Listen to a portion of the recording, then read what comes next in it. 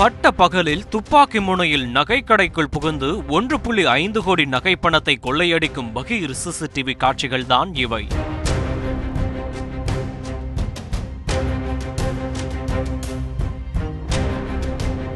CCTV இருப்பது தெரிந்தும் கூட முகத்தை மூடாமல் சற்றும் சலனம் இல்லாமல் துப்பாக்கியை காட்டி உரிமையாளரை கட்டி போட்டு கொள்ளையை அரங்கேற்றியுள்ளது இந்த கொள்ளை கும்பல்.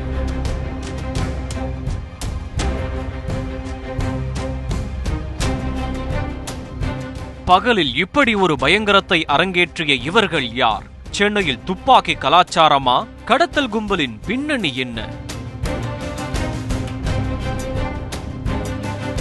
சென்னை ஆவடி அடுத்த முத்தாப்பேட்டையில் உள்ள எல்லியம்மன் நகர்.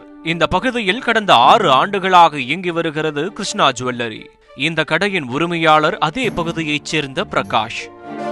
அந்த பகுதியில் மிகவும் நம்பிக்கையான கடை என்பதால் பலரும் இங்கு தங்களது நகைகளை அடகு வைத்துள்ளனர். இந்த நிலையில்தான் சம்பவத்தன்று வழக்கம் போல கடை இயங்கிக் கொண்டிருந்தது. நண்பகல் சரியாக 12 மணி இருக்கும். பிரகாஷ் மட்டும் கடையில் தனிமையில் இருந்துள்ளார். அப்போது அடையாளம் தெரியாத 4 பேர் நகை வாங்குவது போல கடைக்குள் நுழைந்திருக்கிறார்கள். நகையின் விலையை கேட்டபடியே கடையை நோட்டமிட்டிருக்கிறார்கள். திடீரென மறைத்து வைத்திருந்த துப்பாக்கியை பிரகாஷின் நெற்றிக்கு நேராக நீட்டியிருக்கிறார்கள். உடனே நகைகளை எடுத்து தங்களிடம் கொடுக்கும்படி மிரட்டியுள்ளனர்.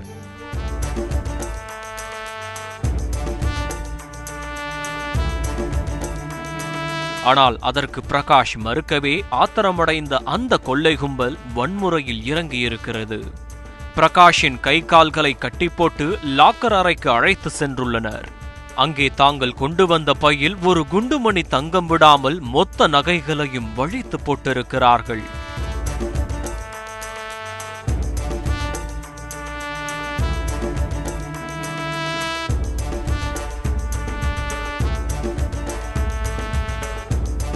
மேலும் கல்லாவிலிருந்து 5 லட்சம் ரூபாய் ரொக்கப்பணம், ஒரு ஐபோன் என கையில் கிடைத்ததையெல்லாம் அள்ளி போட்டுக்கொண்டு அங்கிருந்து காரில் எஸ்கேப் ஆகியிருக்கிறார்கள்.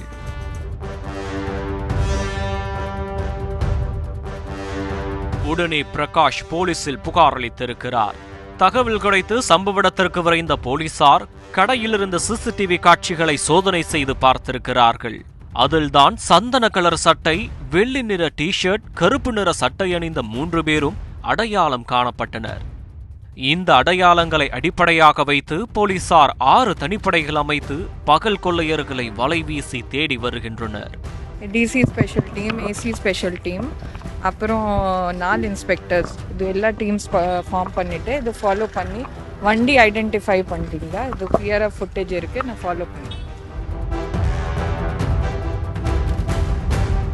மேலும் அந்த பகுதியில் இருந்த சிசிடிவி காட்சிகளை அடிப்படையாக வைத்து குற்றவாளிகள் தப்பிச் சென்ற காரின் இருப்பிடத்தை பின்தொடர்ந்து வருகின்றனர்.